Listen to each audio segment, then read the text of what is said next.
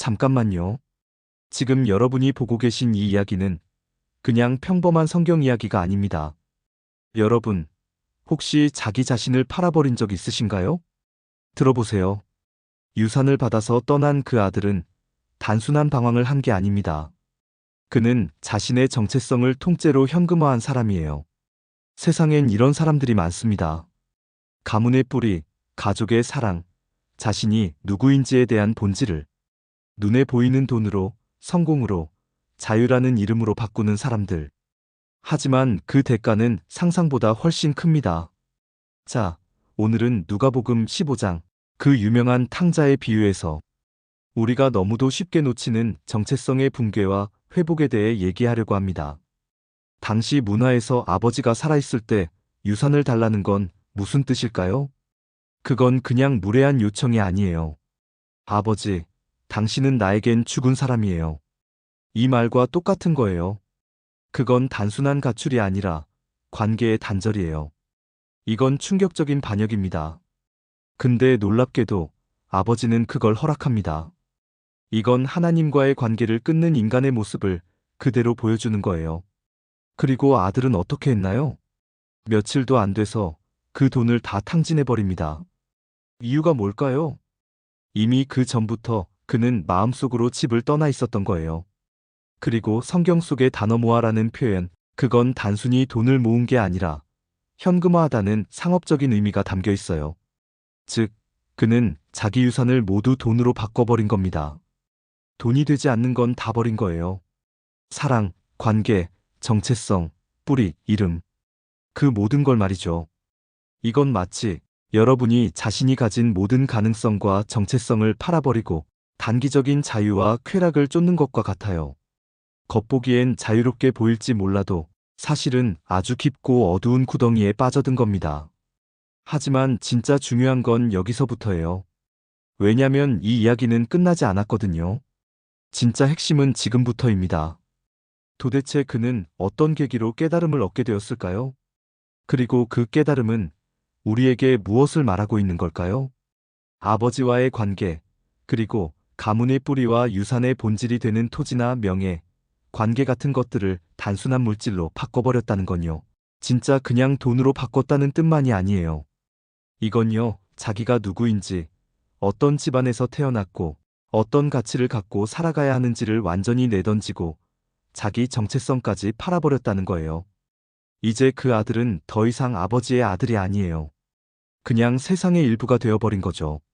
세속화되고 물질화된 삶으로 완전히 들어가 버린 거예요. 근데 여러분, 그 끝이 어땠는지 아시죠? 바로 돼지를 치는 상태까지 떨어지는 거예요. 그 시대에는요, 돼지가 부정한 짐승이었거든요. 그러니까 돼지를 치고 있다는 건 그냥 가난하고 불쌍하다는 정도가 아니라 인간으로서의 정체성마저 완전히 무너진 상태를 말하는 거예요.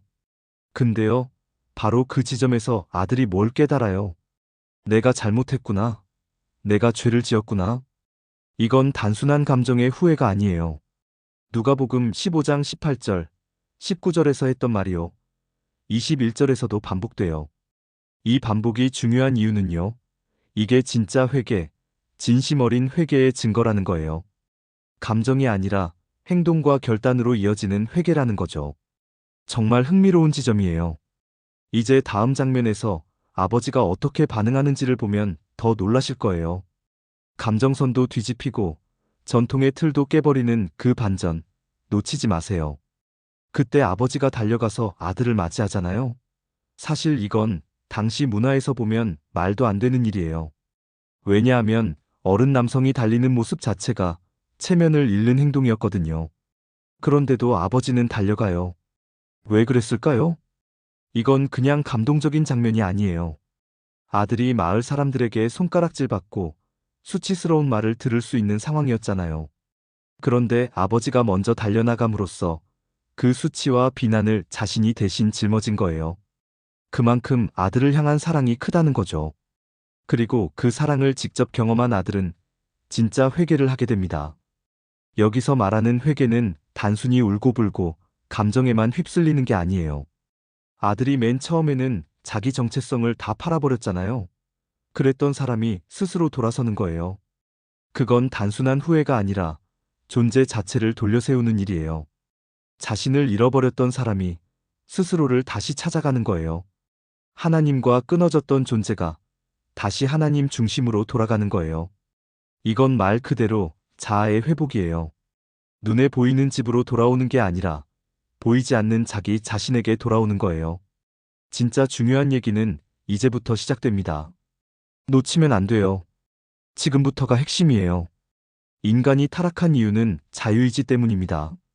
하나님께서 우리를 꼭두각시처럼 만들지 않으셨기 때문에 선택할 자유도 주셨고, 그 자유 속에서 우리는 잘못된 길을 갈 수도 있었던 겁니다. 하지만 중요한 건 그 타락이 끝이 아니라는 사실이에요. 바로 그 자리에서 하나님의 사랑을 깨닫게 되면 진정한 회개로 나아갈 수 있습니다. 그리고 여기서 중요한 질문 하나 드릴게요. 여러분은 지금까지 회개라는 걸 어떻게 이해해 오셨나요? 단순히 잘못했다고 말하는 걸까요? 아니면 눈물 한 방울 흘리는 걸까요? 그게 아닙니다. 진짜 회개는요, 경험을 통해서만 얻어지는 깊은 통찰과 결단에서 시작됩니다. 둘째 아들의 방탕한 삶, 그건 단순히 나쁜 짓을 저질렀다는 의미가 아닙니다. 오히려 인생에서 꼭 통과해야 할 어떤 배움의 의식이었어요. 실패와 고통을 통해서만 열리는 문이 있거든요. 경험 없는 회개는 얕고 그저 기계적인 반성에 그치기 쉽습니다. 그래서 둘째 아들의 회개는 강력한 메시지를 던집니다. 삶을 직접 부딪히고 쓰라린 대가를 겪은 후에 얻은 회개야말로 진짜라는 거죠. 그리고 그와는 다르게 맏아들의 모습을 보세요.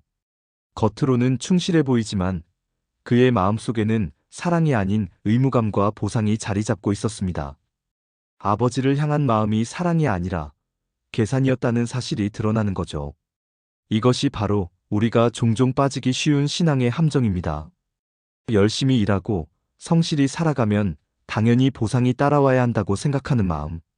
그런데 하나님과의 관계는 그런 계산법으로 움직이지 않습니다. 여기서 우리는 분명히 깨달아야 합니다. 신앙생활은 단순한 형식적인 순종이 아니라 진짜 살아있는 관계에서 시작된다는 사실을요.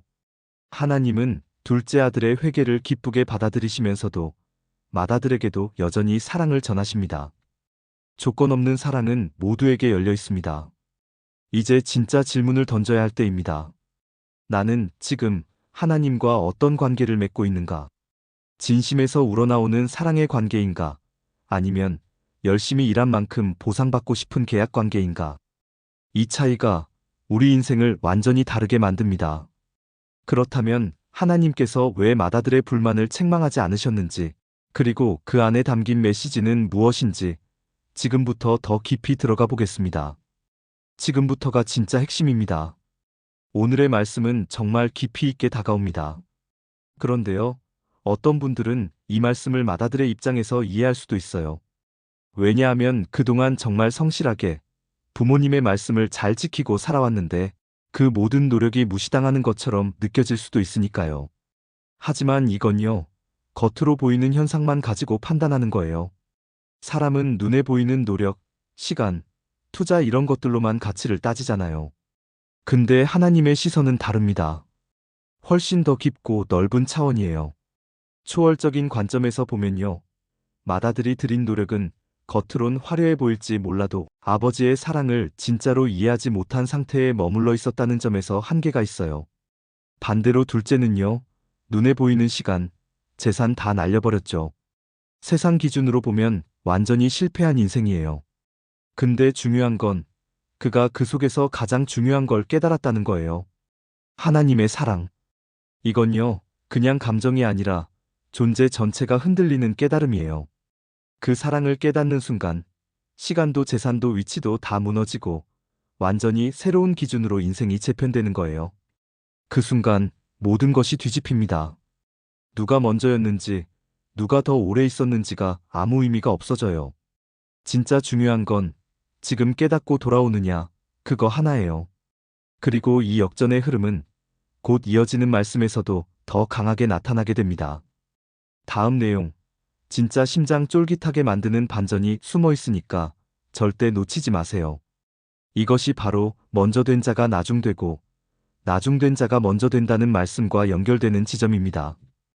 우리는 이 말씀을 그저 이야기로만 듣고 지나가면 안 됩니다. 말씀을 깊이 살펴보고 그 의미를 이해하려는 노력이 필요합니다. 단순히 회개하고 돌아왔다. 여기서 멈추면 안 됩니다. 말씀 속에서 작은 아들이 자신을 2번이나 낮춰 말하잖아요. 그건 그냥 반복이 아니라 진짜 진심으로 회개하고 있다는 증거입니다. 우리도 그 진심을 눈여겨봐야 합니다. 그리고 중요한 건요. 교회를 열심히 다니는 것만으로는 부족하다는 거예요. 그 열심이 진정한 회개로 이어지지 않으면 겉모습만 남는 거죠. 신앙의 본질은 하나님과의 관계 회복입니다.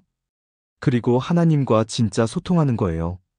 겉으로만 보이는 행동이 아니라 마음 깊은 곳에서부터 하나님께로 돌아가는 것, 그게 진짜 회개입니다.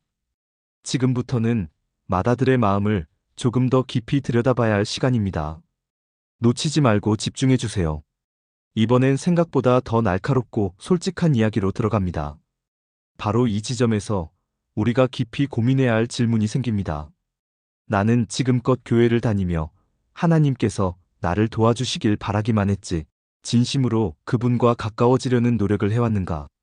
많은 이들이 형식적인 종교활동에 머무르고 있지만 하나님과의 관계 회복은 결코 멀리 있는 일이 아닙니다. 단지 일상 속에서 조금만 시선을 돌리고 마음을 여는 순간부터 시작되는 일이니까요. 하나님은 우리가 한 걸음만 내딛어도 10걸음 먼저 다가오시는 분이십니다. 그분은 늘 우리를 찾으십니다. 진심으로 찾고 부르시고 기다리십니다. 그렇기 때문에 우리는 단지 교회를 다닌다는 사실에 안주해서는 안 됩니다. 외적인 행동보다도 내면에서 하나님께 더 가까이 나아가려는 그 진심, 그 중심이 훨씬 중요합니다.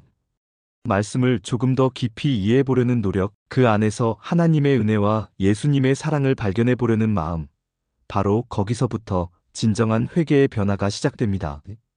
어떤 대단한 변화가 아니라 아주 작고 조용한 내면의 움직임에서요.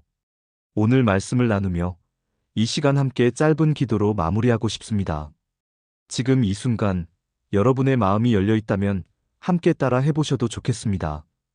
자비와 은혜가 많으신 하나님, 오늘도 우리를 말씀으로 깨우쳐 주심에 감사합니다. 저 또한 하나님의 자녀라는 정체성을 잊고 세속적이고 물질적인 삶에 빠져 살아왔음을 고백합니다. 이런 저를 불쌍히 여겨주시고 다시 하나님의 자녀로 돌아가게 하여 주시옵소서. 우리가 하나님으로부터 너무 멀리 왔음을 깨닫게 하시고 진심으로 회개하며 하나님께 돌아가게 하여 주시옵소서. 그동안 추구했던 모든 것들보다 하나님께 돌아가는 이 회개의 길이 가장 귀중하다는 것을 알게 하여 주시옵소서. 눈에 보이는 성공이나 인정보다 눈에 보이지 않는 하나님의 은혜와 자비에 우리의 눈이 뜨이게 하여 주시옵소서. 예수님의 이름으로 기도드립니다. 아멘. 오늘도 끝까지 말씀을 나눌 수 있어 정말 귀한 시간이었습니다. 그런데 여러분, 지금부터가 진짜입니다. 우리가 왜 자꾸만 똑같은 죄를 반복하게 되는지, 그리고 그걸 끊어내는 방법이 성경 속 어디에 숨어 있는지 다음 영상에서 구체적으로 다룰 거예요. 진짜 중요한 이야기가 남아 있습니다. 그러니까 구독과 좋아요, 알림 설정까지 해두셔야 그 이야기를 절대 놓치지 않으실 수 있습니다. 마지막까지 시청해주셔서 감사합니다.